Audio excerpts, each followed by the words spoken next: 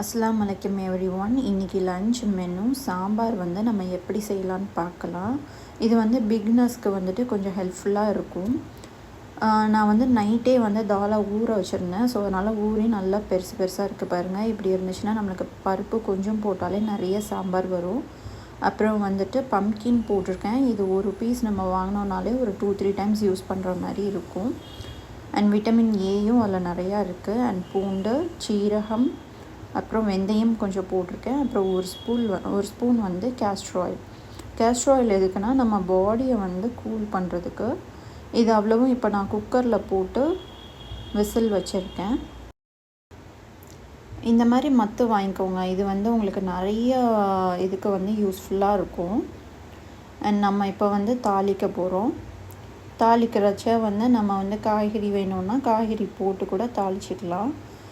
Cooking oil, கடுகு, சீரகம், வெந்தயம், கருவேப்பிலை, அப்புறம் வந்து ட்ரை சில்லி, சீடு எடுத்தது. ஏன்னா அல்சர் இருக்கிறவங்களுக்கு சீடு உள்ளது போட்டிங்கன்னா வந்து ஸ்டொமக் பெயின் வரும். அண்ட் வந்து உங்களுக்கு சீடு இல்லாமல் யூஸ் பண்ணுறது நிறைய ஹெல்த் பெனிஃபிட்ஸ் இருக்கும். இப்போ நான் வந்து பெருங்காயம் போட்டிருக்கேன். பெருங்காயம் வந்து நீங்கள் எண்ணெய் வந்து தாளிக்கிறச்சியே போடுங்க. சின்ன வெங்காயம், அப்போ கொஞ்சோண்டு கல்லுப்பு எதுக்குன்னா உங்களுக்கு ஹெல்த்துக்கு வந்து பெனிஃபிட் இருக்கும். அண்ட் வந்து நம்ம குழம்பு செய்கிறச்ச வந்து கல்லுப்பு யூஸ் பண்ணிக்கலாம். பொரியல் பண்ணுறச்ச வந்து நம்ம தூள் உப்பு யூஸ் பண்ணிக்கலாம். ஏன்னா கல்லுப்பு வந்து சீக்கிரம் கரையாது. இப்போ நான் வந்து தக்காளி, கொஞ்சோண்டு கல்லுப்பு, அப்புறம் வந்து காய்கறி வந்து போட்டிருக்கேன். காய்கறி என்னெல்லாம் போட்டிருக்கேன்னா உருளைக்கிழங்கு, கேரட்டு, அப்புறம் வந்து கத்திரிக்காய். இது அவ்வளவும் நான் கட் பண்ணி தண்ணியில் வந்துட்டு போட்டு வச்சுருந்தேன். இது அவ்வளோத்தையும் இப்போ நான் வந்து இதில் ஆட் பண்ணிக்கிறேன். எப்போவுமே வெஜிடபிள்ஸ் வந்து கட் பண்ணி வாஷ் பண்ணிவிட்டு வந்து யூஸ் பண்ணுங்கள். அப்படி இல்லாட்டி வாஷ் பண்ணிவிட்டு கட் பண்ணுங்கள். ஓகே, ஸோ அது வந்து ரொம்ப இம்பார்ட்டன்ட். நம்ம வந்து சாம்பார் பொடி தான் யூஸ் பண்ண போகிறோம். அது வந்து நம்மளுக்கு வந்து மஞ்சள் பொடி, காரம் எல்லாமே அதுலேயே சேர்ந்துருக்கிறதுனால நம்ம இதெல்லாம் தனித்தனியாக ஆட் பண்ண வேண்டாம். இப்போ பார்த்திங்கன்னா நல்லா வந்து அந்த எண்ணெயில் வந்துட்டு நல்லா வந்து வெஜிடபிள்ஸ் வந்து ஹாஃப் குக்காக இருக்கும்.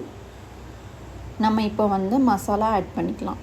மசாலா எப்போவுமே வந்து எண்ணெயில் வந்து ஃபஸ்ட்டு போட்டு கொஞ்சம் வந்து கிளறி விட்டுக்கோங்க.